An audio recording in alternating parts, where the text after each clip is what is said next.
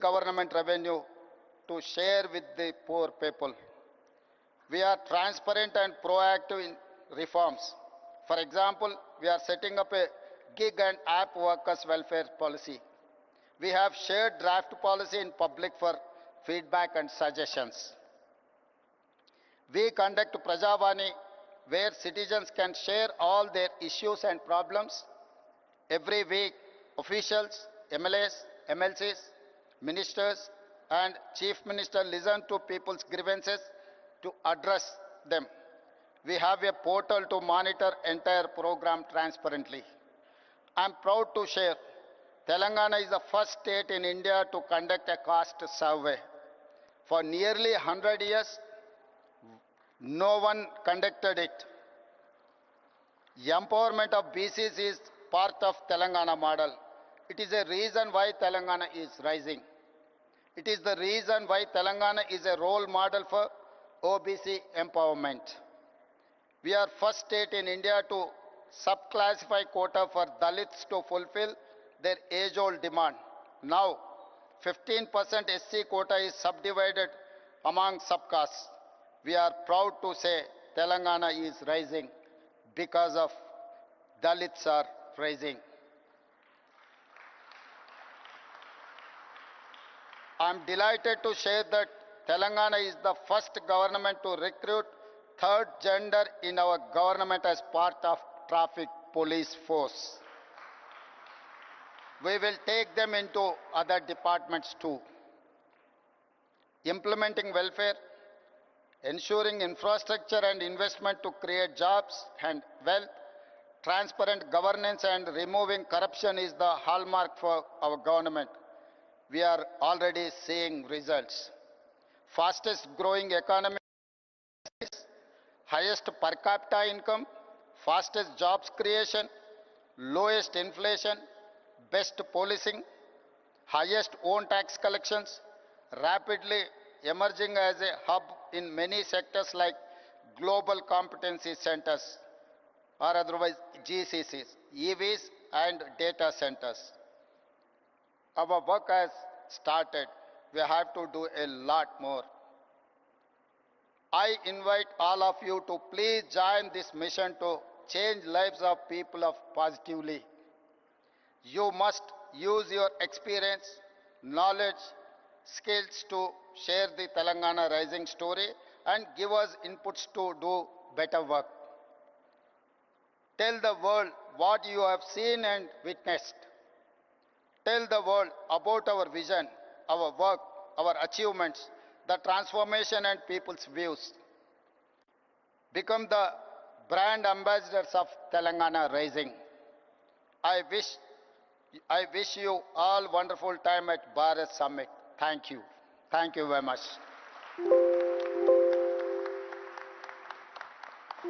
Thank you so much, our Honorable Chief Minister. Thank you for the motivating and inspiring words. And as a Telangana citizen, I am proud that my state is hosting the world's biggest gathering of visionaries, of progressives.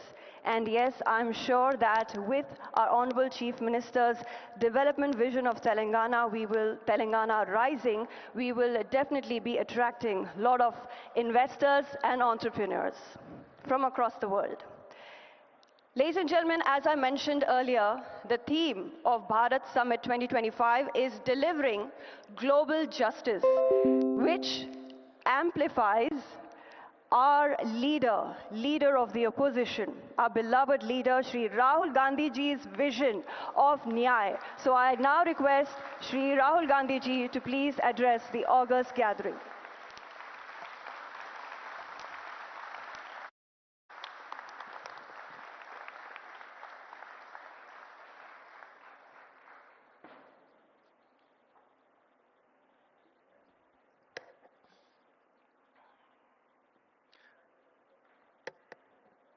I'd like to welcome all the delegates from different countries who have come here for the summit.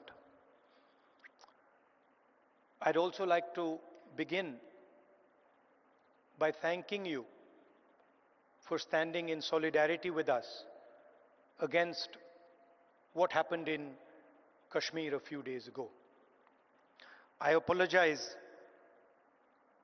I was supposed to be here yesterday, but I was forced to cancel my visit here yesterday because I had to go to Kashmir and meet some of the injured people. I'd also like to thank Revant Reddy ji and the Telangana government for hosting this wonderful summit.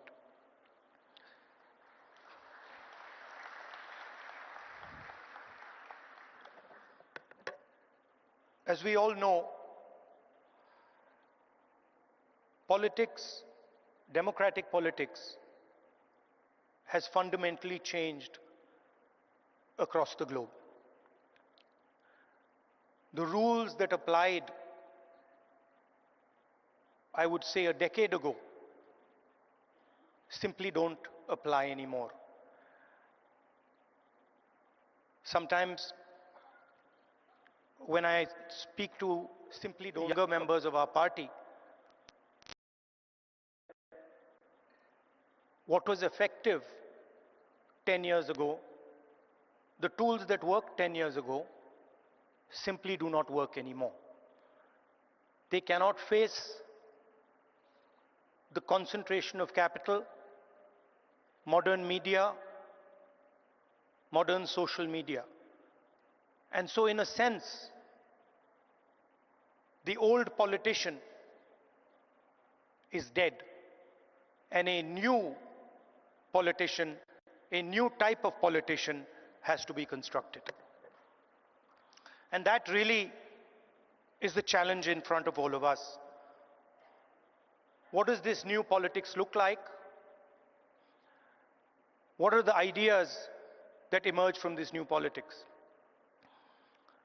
I'm sure you've had a deep discussion about policies,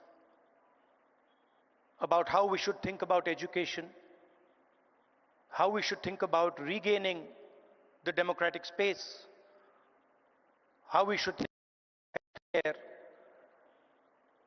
And each one of us has a particular view on that. So I'm not going to delve too much into the policy positions. I'm going to talk about what I think delve too much is the correct lens with which to approach our politics. Some years ago, we in the Congress party felt completely trapped in Shri Mallikarjun Kharge ji, this new Honorable politics, aggressive politics, a politics where the opposition is not talked to, but the idea is to crush the opposition. And we found that all our avenues were compromised. The media, the general atmosphere did not allow us to operate the way we would like. And so, we reached back into our history and we decided to walk from Kanyakumari, which is one of the southernmost parts of our country, all the way to Kashmir, where I was yesterday. And I'd like to tell you a little bit about what I and some of my colleagues discovered on that journey. It's not a small walk, 4,000 kilometers. And I don't think we understood quite what we had taken on when we began it. But once we began, there was no way backwards. So we just carried on walking right to the end. And I essentially learned two things from that walk. Our opposition across the world has a monopoly on anger, fear, and hatred. And there's no way that we are ever going to be able to compete with them on anger, fear, and hatred. They are going to outdo us, outmaneuver us, and beat us every single time when it comes to fear, anger, and hatred. So the question is, where and how do we operate? Where are the spaces where we have the advantage? Where are the spaces from which we can build a counter narrative? So the walk started in Kanyakumari, and slowly as it progressed, more and more people started to join this walk. And within 10-15 days, walk would start at 6 in the morning, and we would have thousands and thousands and thousands of people walking with us, pushing us, people trying to come in, and it was something to see. My job was walking and listening to people. And the one rule we had was that anybody, regardless of who he is, who she is, should be able to come to the center of where we were walking and have a conversation with me or the other leaders there. And so we followed this rule rigorously. As we walked, we talked and walked and talked and walked. I suddenly found that it became harder and harder to speak. Us politicians, we are trained to do this. We are trained to come on stage and talk. We are trained to tell people what we think. We are trained to think about the future. But while I was walking, the number of people who were coming to me made that impossible. And so I started to listen. And I realized, halfway through that walk, I realized that actually I had never ever listened before. And in fact, I didn't know how to listen. I knew how to speak, I knew how to think, but I didn't actually know how to listen to people. What do I mean by that? Whenever somebody was speaking to me, I would have a conversation going on in my mind. I would be listening, and at the same time, I would be talking. Relatively quickly into the yatra, the talking completely stopped. And all I was doing was listening to the people who were coming next to me. And I discovered that there is a completely different way of communicating with people, a much more powerful way of communicating. And that way involves me or us becoming completely silent and listening deeply to exactly what it is they're trying to say. I'll give you an example. The one that really struck me. We were walking. It was early morning, it was still dark. And this woman came running towards me, and she held my hand. And the moment she held my hand, I felt fear in her hand. I didn't say anything. And I asked her, "What's happened?" And then she started. And she said to me, I've come here to walk, but I have to go back. I have to go back quickly. I said, "Why?" She said, "Because my husband is beating me. My husband is thrashing me, and I have come here to this yatra." And then I said to her, I said, "What do you want me to do?" And she looked at me, she says, "I don't want you to do anything. I just want you to know that this is happening to me." And the moment she said that, her hand completely relaxed. And I realized that it was as important for her to be heard, for me to understand and us to understand exactly what it was that she was going through. That was as important as any action we could take. And in 1 second, she transmitted to me what millions and millions of women go through in their homes. So our opposition really does not know how to listen, because they already have all the answers. They know exactly what is supposed to be done. And this is completely flawed, because it is the people who know what has to be done. And if there is one thing that we have failed at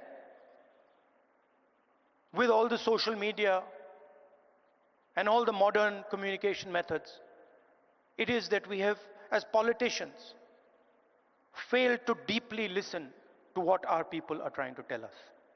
And this is the space where we can really operate, because our opponents have completely vacated this space. They're not there. They don't exist there. The second thing I learned, even more powerful than listening properly, on the yatra, it suddenly struck me, something struck me, that when it comes to people I'm close to, my mother, my sister, my friends, I'm very comfortable using the word love. And it struck me that I'd been in politics since 2004. And I never ever used or expressed love to anybody. So I was saying to people that I want to help you. I was working hard to help people, but I was not expressing the reason I was working. And so on the yatra, I started to do so. A little girl came up to me running, and she said, "Uncle, I love you." And I was like, that's interesting. Why have I never said this before? Why have I never used this narrative that is the central narrative and the reason for what I do? And so I started. I would listen, and then I would use the frame of love and affection, and I would tell people that, you know, I love you very much. And something quite amazing started to happen. Till the yatra, I never used the frame of love, and nobody else used the frame of love. So I didn't have people coming up to me and saying, "I love you." And since I started using the frame of love, since I started saying to people these sort of uncomfortable words, that listen, I love you and that's why I do what I do, that's why I work, suddenly they started to respond. And today, in public meetings, on the street, people will stop me and say, "We love you, I love you." And the powerful thing about that is it starts the conversation at a place from where it's very, very easy to operate. Often we think that we are going to connect to people indirectly through policy, through the future. We'll help you with your children's education. We'll help you with finance. And there's a place for that. But there is also a way to connect directly to the person's present. Directly saying to them, that the reason I'm standing here and the reason I'm doing what I do is because I have affection, love and affection for you. And it has completely changed my politics. It has made my life so much easier. It has made my ability to connect with people so much easier, I cannot tell you. On the yatra, we got a slogan. The slogan in Hindi is Nafrat ke bazaar mein mohabbat ki dukaan, which people who understand Hindi will translate. But what it basically means is that in a marketplace of hatred, you are opening a shop of love. Now, this slogan became very, very powerful in India. The idea that no matter how much hatred someone spreads, the biggest and most powerful way to disrupt them is not to copy them, not to argue with them, not to fight with them, but right in front of their hatred, to place the idea of love and affection. So that, I think, is a framework, a potential framework for our politics. We can disagree on policies. In fact, I'm sure that every single one of us will disagree on some policy matter or the other. But the lens we use, we can all agree on. Their lens is hatred, their lens is fear, their lens is anger. Fear leads to anger, ossified anger is hatred. And our lens should be that which cuts their lens. Our lens should be love, our lens should be affection, and our lens should be listening to the wishes and the will of the people we are supposed to represent. I'd like to thank all of you for coming here.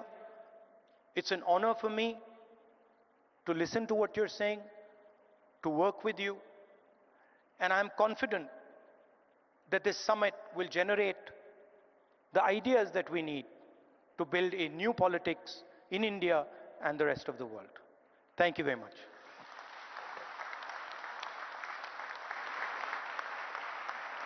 Thank you so much, Shri Rahul Gandhi ji, ladies and gentlemen, always motivating and inspiring us. And through this Bharat Summit, our leaders, Srimati Sonia Gandhi ji, Shri Rahul Gandhi ji, and Shri Mallikarjun Kharge ji, we hope to start, and we have, I should say, already started, a global progressive movement where we want to show that Swaraj, Ahimsa, Satya, and Aparigraha are the only way to create a just and liberal world order. Ladies and gentlemen, we now will be watching a solidarity video message from Mr. Wayne Swan from Australia. So can we have the AV, please?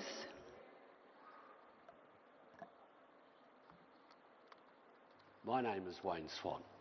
I'm the President of the Australian Labor Party, and I wish you all a very, very successful conference. As Social Democrats, we all believe in the power of public policy to change people's lives forever.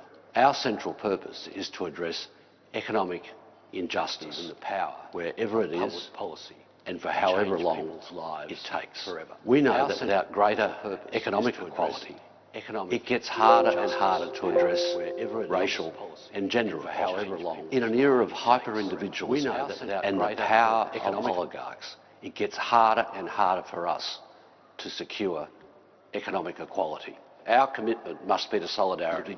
We need to recognise that each of us have a stake in each other's success.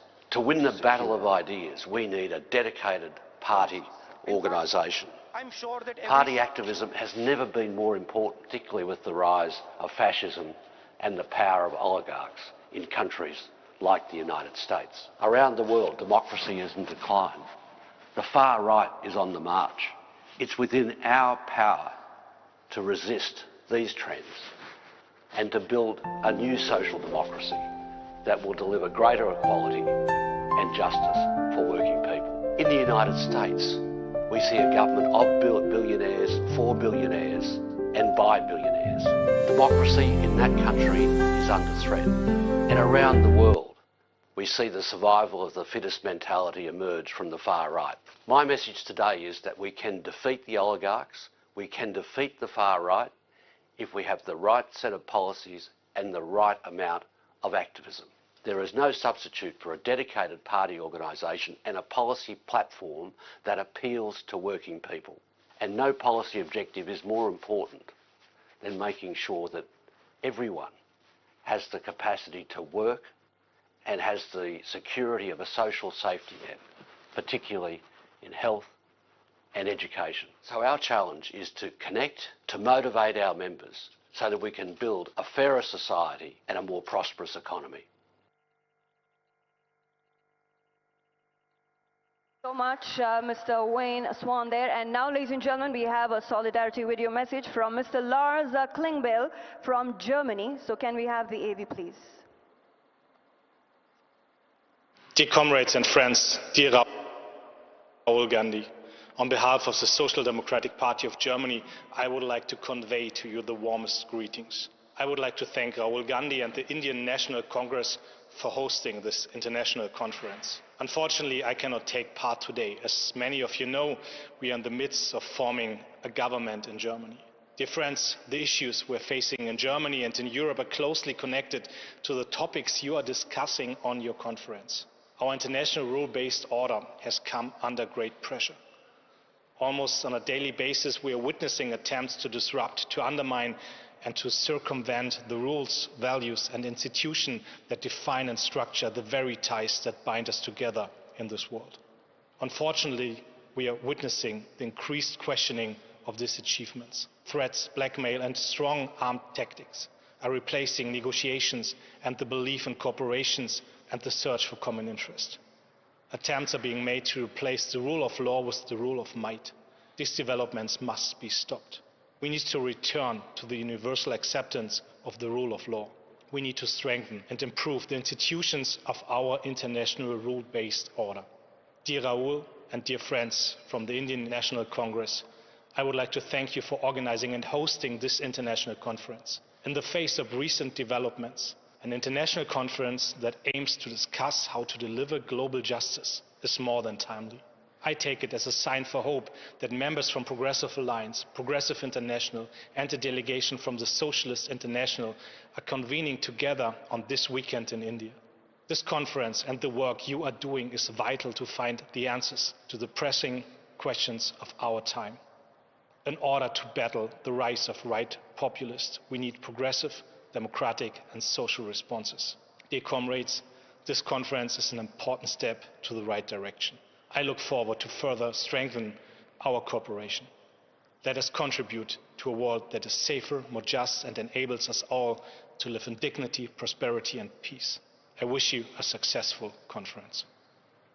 Thank you so much, Mr. Lars Klingbeil there. And now, ladies and gentlemen, we have our distinguished international leaders here present, and I will be introducing them onto the stage to speak to all of you. So I now request Mr. Giacomo Filibeck to please step forward and address the august gathering.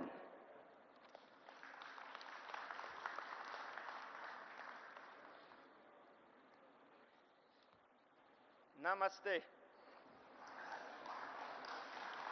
Leader of the opposition, Rahul Gandhi, Chief Minister, members of the Indian National Congress, members of the Progressive Alliance, fellow progressives. Before I begin, allow me to express on behalf of the Party of European Socialists our heartfelt condolences for the tragic loss of life in the Kashmir region. The grief of the families, the pain of communities must not go unnoticed. We stand in solidarity with all those affected and reaffirm our belief that peace and human lives must never be sacrificed for political gains. As we speak now, in these very hours, in my hometown, in Rome, the funerals of the Holy Father Pope Francis are taking place. More than 140 heads of governments are coming in Rome to pay respect to the late Pope Francis. However, I doubt that all of them have understood or shared his main message about human dignity in this planet. We talk about global justice here. The message of Pope Francis is that there cannot be peace, there cannot be human dignity, there cannot be solidarity without justice. And we hope that his legacy and his ideas will resonate, especially in all those attending the funeral today. In today's complex political landscape, we must carefully evaluate the spectrum of governmental actions, identifying those that align with democratic processes and denounce those that dangerously deviate from them. As you all know, because you are all involved in politics, there are political decisions taken by our adversaries in government which we can disagree with, and yet we can understand them. Some of their policies may be damaging, and yet we know where they come from. Some of their moves and tactics would be seen as despicable, and we would challenge them, demanding corrections. And yet, we could consider them a tolerable part of the alternance of power dynamic in functioning democracies. But then, there are some policies, some decisions, some actions, some narratives that are beyond our understanding, that are destroying the very fabric of our democratic societies, and that are beyond the human logic. In these very days, and in the recent years, we have witnessed a multiplication of those actions in many corners of many regions of our planet. Our task is to call those actions by their names, as criminal as they are. If we fail to denounce those actions, we will be accomplice in normalizing practice that prevent from the start any attempt of achieving social justice. Few examples. Can there be social justice in Turkey if academics, journalists, politicians are in prisons, where political plurality, a key component of democracy, is under attack, as it has been shown in the case of the arrest of Saladin Demirtas, the leaders of the Kurdish minority in 2016, or the very recent arrest of Imamoglu, the mayor of Istanbul, who was set to be the real challenger of Erdogan and the winner of that competition? Can there be social justice under those conditions? Can there be social justice in Serbia, where corruption practices have caused the death of normal citizens on their way to work and school, and where after months of impressive and massive protest, the government of Vučić refuses to take responsibility for their actions and their wrongdoing? Can there be social justice in Ukraine if your country is invaded, civilians are killed indiscriminately, women raped, and kids kidnapped? Could there have been social justice in the Philippines, where under Duterte, thousands and thousands of human beings have been killed with the extrajudicial killings for their presumed alleged war on drugs? Can there be social justice in Argentina, with Milei right-wing libertarian and ultranationalist government increasing inequality and poverty in the country? Can there be social justice in the African Central Republic or in Zimbabwe, where both governments are muzzling the opposition? Can there be social justice in Tunisia with Sayed, when political opponents are incarcerated and political plurality is under attack? Can there be social justice in Nicaragua under Ortega's regime, when reforms of the constitution are tailor-made for the presidential marriage? And can there be social justice in the Middle East, where the entire population of Gaza is risking to be annihilated. Don't get me wrong here. We denounced the 7th of October terrorist attack as the most inhuman one we have seen in that region. And yet, you cannot respond with an equally inhuman the 7th of October terrorist strategy as the most inhuman attacking and targeting women, children, elderly, without discrimination.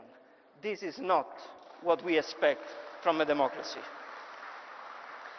And to conclude, even if the list is long, can there be social justice in the United States, where Trump systematically undermines democratic institutions by challenging the independence of federal agencies and free media?